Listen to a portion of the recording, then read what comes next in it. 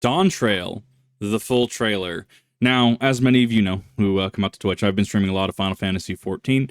At this point in time, as of this trailer, I, in 5 streams, made it through all of base Stormblood. So I'm still roughly about 2+ expansions off from Dawntrail.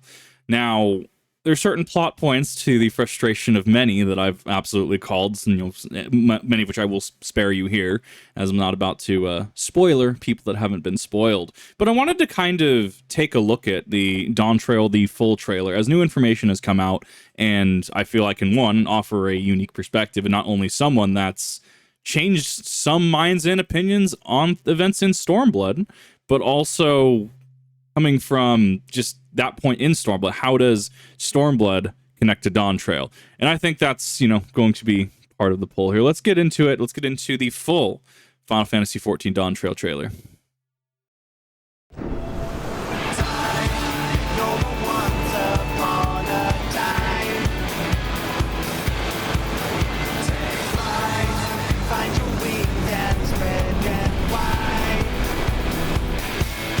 The wild part is I have it on good authority that a lot of people are kind of confused how we're even getting here at this point in time. So what I mean by that is Final Fantasy is split up into base and then patches, if you didn't know. 14 specifically because it's an MMO, so you'll have, say, for example, Stormblood base game. You have your base game, you start Stormblood, you end Stormblood base, and there's a clear definitive ending to it.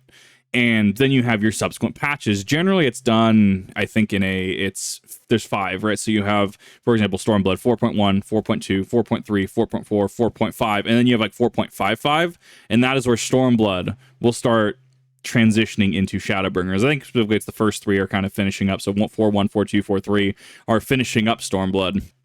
4.4, 4.5 are starting to transition into the next expansion, and then you'll have the 5.5, which is a few quests long. It's not super long, but it helps kind of ease you into the next setting. And as far as, I have it on good authority that we're still we know why. We're just going to we're going to a complete opposite side of the world. We're going to a complete other corner of the world. But as to the why, that remains yet to be seen and is really hotly debated. Blue seas, clear skies, and boundless possibilities. That's Alphino. I dare say our destination will soon be in sight. Enjoying yourself for a change? I actually have no clue who that is. If that's an actual character, or if that's I'm once again not through Shadowbringers, not through Endwalker quite yet, but I'm blitzing through on stream. This is the player character, I think, right? That's the placeholder.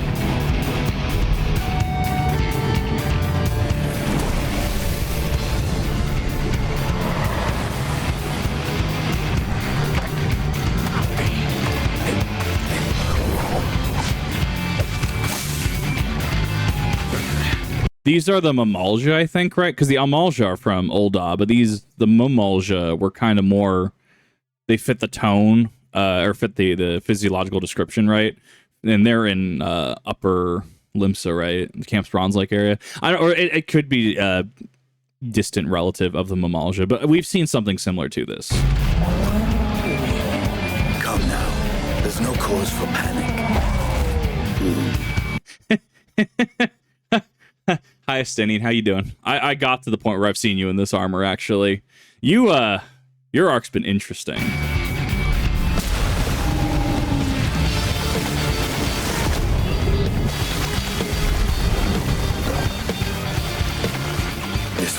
Huh. He still has the exact same... what is it? That's a Gabolg variant. It's Gabolg Uncharged, right? So in Realm Reborn, there's a couple variant weapons. As somebody that's in ARR relic weapon limbo right now myself. There's like your uncharged variant, and then there's your variant that actually glows. From my understanding, this is the Gabolg that doesn't glow, but this is also red because plot reasons. I can't go over that in stream in good faith. What might make for a worthy opponent? Yeah, that's the exact same.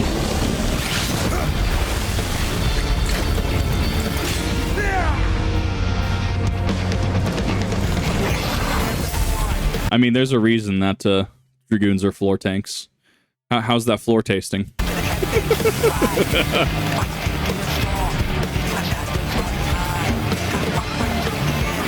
So this actually, right now, this is kind of telling me that we're here to build relations, actually. So, and this is one of the parts that I can kind of say spoiler-free about Stormblood, as somebody that went through it, as somebody that's kind of experiencing post-Stormblood fatigue, kind of the same as like ARR Kurthus, about level 38 to 44 in Kurthus and ARR, Realm Reborn, I was really, really starting to burn out on the game. It was just a lot. It was thick. There was just so much. I'm kind of experiencing that with Stormblood as well, where there's just a lot to do. So one of the things I brought up in regard to a couple points in Stormblood, and I'm going to be as spoiler-free as possible in case you haven't played 14, because it's a very, very good game. Understand that, yes, while it has a sub fee, I 100% recommend it. And I pay that $60 every, what is it, 6 months, I think, something like that. I gladly pay it. It is a very, very good experience and respects my time. So looking at this kind of hits some similar notes to Stormblood, and that's kind of what ARR was. That's kind of what early Stormblood was, and I'm assuming this is going to be what Dawntrail is, because in ARR we had to go to all the cities. We had to go to Limsa Limits, we had to go to Ul'dah, we had to go to Gridania, right? And we had to kind of build relations with people there. In Stormblood, we had to build relations in one part of the expansion, and then we had to build relations in with another faction in the expansion. And then we had to, a third time build relations with a people in another part of the expansion, which is as spoiler-free as I can make it. But the underlying tone is, because this is a new area, because you're going here and you're not immediately recognized as, oh, you're the person that, earlier, I slew Ifrit, right? You're not the person that's done all of these deeds, And maybe word of us has reached them. Maybe it hasn't. I mean, it's entirely hard to really say one way or the other on this one, but this tells me that because, as far as I am aware, on good authority, all plot points have been wrapped up in Dawntrail, including a certain dark crystal, which never shows up again after Realm Reborn, but I've had a conversation about that already. That's an interesting kind of visual that was left in the game, unironically. And we're going to be building these relations with people. So this is kind of already setting my expectations and tone for Dawntrail. We are going to be setting up a lot. We are going to have to world build a lot. And if it takes Estinian killing this giant kaiju-esque thing and, having a feast with everybody, this, I would argue, would be very early expansion.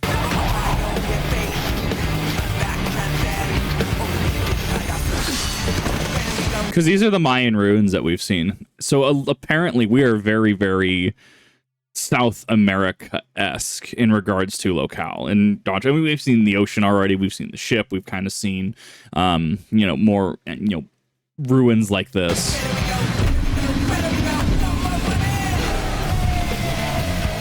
We've actually seen that in Wanderer's Palace Hard, right? A similar boss was in Wanderer's Palace Hard, right? That parry hurt.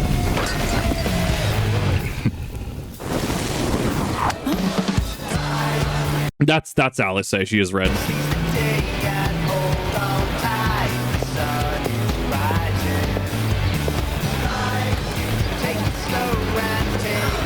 I definitely view this as being integrated into local society a little more. Trust has grown a little bit, if you will, and it's easier to walk around where a Mamalja just drops it. Hey, you're welcome.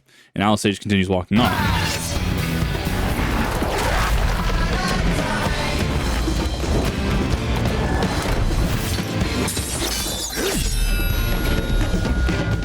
That's Viper, I think. That's the new class.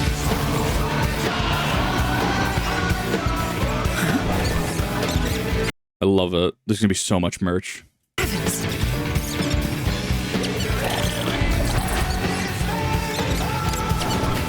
Which actually means, because that's Y'shtola, I know exactly when that outfit change is probably going to happen now that I think about it.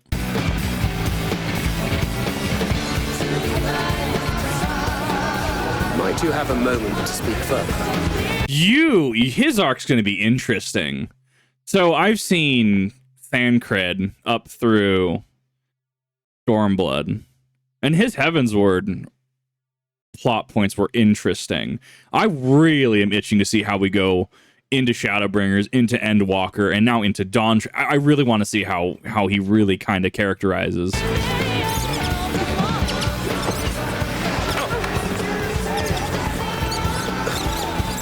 Amazing.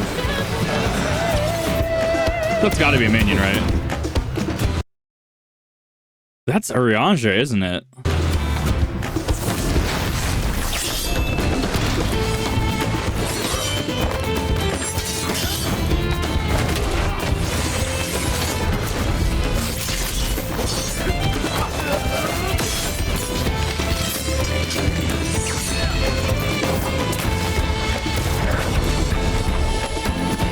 Yep, this is Viper.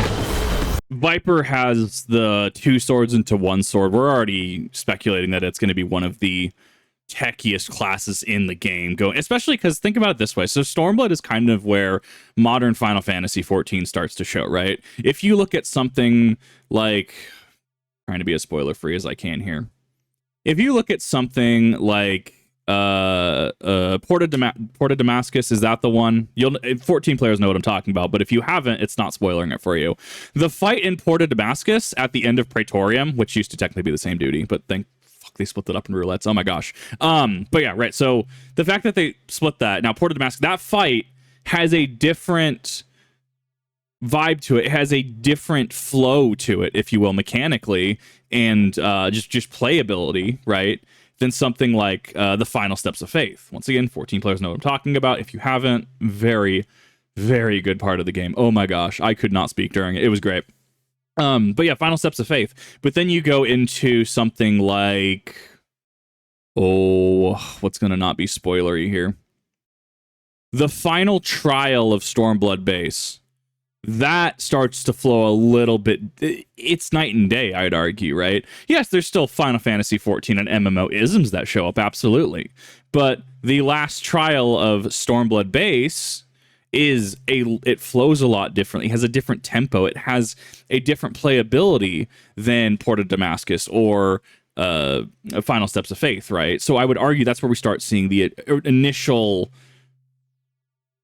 change and shift over to modern Final Fantasy XIV, which is, part of that's due to power creep, part of that's due to, a Dragoon at this point in time has 3 dives and elusive jump or something like that. And it's interesting. So I'm very curious to see how the tempo is going to be going into Dawntrail, because Shadowbringers, I know for a fact, it's going to start testing me more mechanically.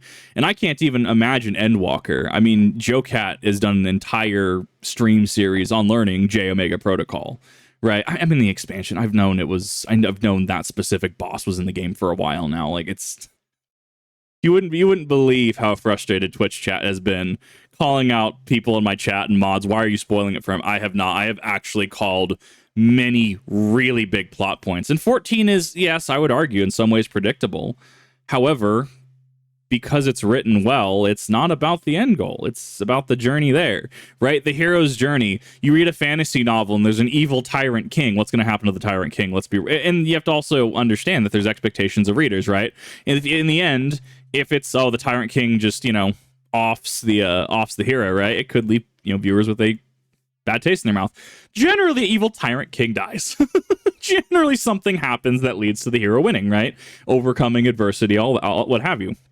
Just because you know how it's going to end doesn't mean that the story is any less great. But that's a rant I've gone over many a time. So I'm very curious about the pacing and both story and combat as we move into Dawntrail, because I've seen variant dungeons in Endwalker and how there's just so many lines on the ground and stuff. And while that's technically a variant dungeon and not indicative of the final game, in a non-spoiler way, it's like, okay, so this is what I'm going to be dealing with. But this is going to be very interesting.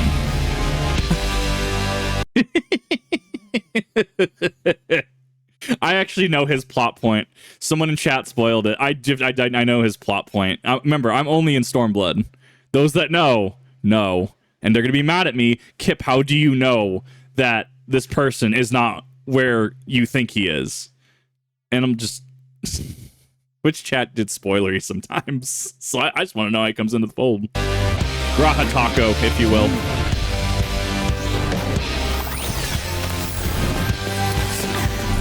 Yep, there it is. Okay, so as somebody that actually just started Eureka, okay. No, she's still around, actually. Huh. Yeah, this is, I've already seen the Joe Cat art with a certain boss. Use LB3. You just tell the boss KYS. Oh, this is going to be great. Oh, so many people are going to be maining this. Pictomancer is going to be great.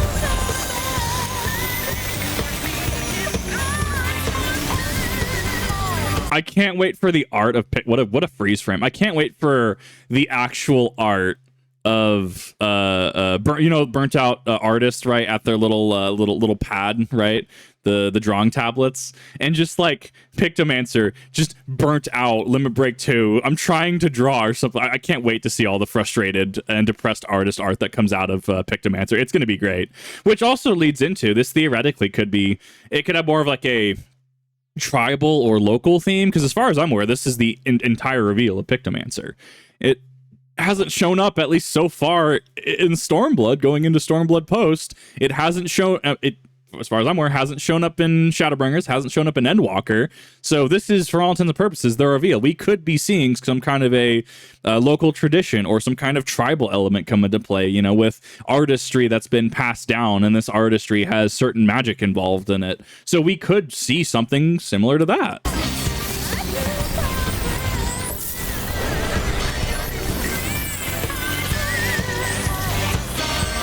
This is going to be fun. Friggin'! Imagine if that was the mount. You know how every pre-order gets a mount, right?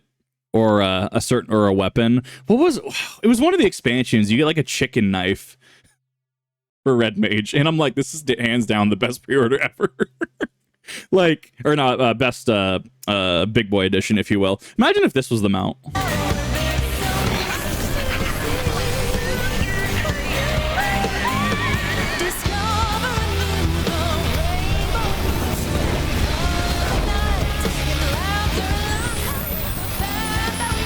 This makes me wonder if it's just going to be smaller mobs or if certain bosses are going to be on the table. A certain Heaven's Ward / Stormblood big boy Durgan, if you will, right? Is that not off the table? God, it's great.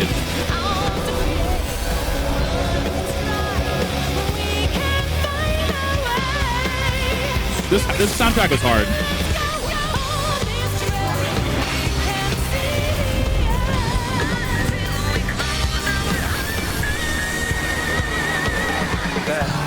Look, my friends. Behold the scene of our next great adventure. You and your adventures. I trust you have not forgotten the true purpose of our voyage. At last we are come to the land you call the new. There it is. So many Fantasias are about to be dropped. So many Fantasias are about to be spent for this. Yeah, this has been a long time coming, to be fair. World. My home. Tura.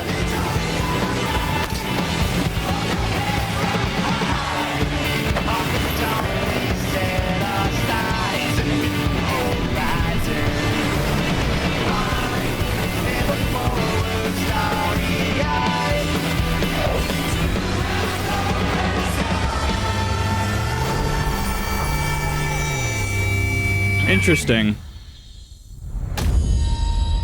There's some interesting duality with that final scene, actually.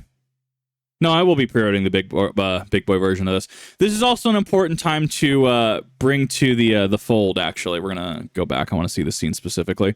This is an interesting point to bring to the fold that Final Fantasy XIV will be coming to Xbox One and Xbox Series S, or Series X and S, right? There is going to be an influx of new players. As far as I'm aware, until Dawntrail's launch, servers will not be locked. People know what I play on. I play on a certain server. I play in the Crystal Data Center, but I mean, as far as certain server, trying not to draw ire, because as it turns out, the way I play Final Fantasy is the most backwards way possible and actually garners a little bit of heat from the community. I end up I just finished base Stormblood, and I'm already at 90 Samurai. So that means I have 3 90s going into Stormblood Post and almost another 80. So I am playing in the most suboptimal way possible, which is actually been a point of contention because I've actually been locked out of Alliance raids because of it. So yeah, that's fun. Anyway, just play the game. Play the game. You don't have to play every class like I do. Like, just play the game, figure out what you want, and go from there. That being said, yes, it is coming to Xbox Series S and Series X. We will be seeing an influx of new players because of it. As far as I'm aware, I thought they were making entirely new... I think they're making 2 new servers, right? And that'll help take the load for Xbox. Just be prepared. If you're going to go into roulettes, you're going to get a lot of Totorak, you're going to get a lot of Sestasha, you're going to get a lot of... Praetorium, Castrum, and Portamount. Those are all standard in the MSQ roulette as well. But, just be aware that you're going to start getting some lower roulettes, especially if people start swapping servers to, say, Diabolos, Balmung, etc. Which, that being said, new blood into a game is always good, and I feel that there is quite enough, especially through the trial that is through Stormblood, is a very extensive part of the game. The point of contention might come into play when... and or if they can just story skip. As far as I'm aware, there will not be story skips available on launch. My honest recommendation, if you have not played Final Fantasy XIV and are wanting to play Final Fantasy XIV, just play the game. Don't really worry about, trying to min-max everything. There is stuff for you to do. I promise you there's stuff to do. But it's been an interesting trailer. I heard something about there's some kind of futuristic, like Neomuna from Destiny, Neomuna-esque technology and stuff. I don't know where people are seeing that. I'm probably watching, it's probably in a different reveal or different trailer or something, probably even in concept art. Here there's been a concept art thing that's been the topic of discussion, if you will. But it's really interesting because you get to see kind of a more rural and untouched aspect of the expansion, assuming this might even be the hub world, but it depends what navy's here. There's a lot going on in the scene that I feel people that are caught up to current content, we're talking 6.5, 6.55, they can probably touch on a little more in depth than I can. But I figured, hey, why not give my shot at it? I've been enjoying Final Fantasy XIV. I am going very, very hard. I finished base Stormblood in 5 streams, and yeah, I'm going to be pushing for Dawntrail's launch. I want to see it. I want to see where we're going. I want to see how this goes. And I'm very much enjoying the game at this point in time. So we have a few months. It's going to be summer 2024. It's going to be a little bit of a time. You get ready for server locks and stuff, once that comes out. Also get ready for a login queue. If you played World of Warcraft, World of Warcraft Classic and stuff, I remember when Wrath of the Lich King came out for Classic, it was very, very hard to get into server day one. Same concept. Just temper your expectations. Make sure that you're, going into this with, hey, I might have to wait a little bit to get in, but otherwise, I'm expecting a very, very good story. Let me know what your thoughts are. Let me know if you haven't tried 14 yet, if you're looking at trying out 14, if Dawntrail interests you, if you're upset that I know that you've come out to streams or know that there's certain plot points that I've called that you're like, Kip, how do you call this? No one's spoiling me. In fact, I actively tell people to not spoil me. I am calling a lot of plot points anyways. But that'll do it for now. I think this is an interesting trailer, and I can't wait for Dawntrail's release, and I will continue my best grinding to that point in time. So, thank you for watching, and I will definitely see you in the next one.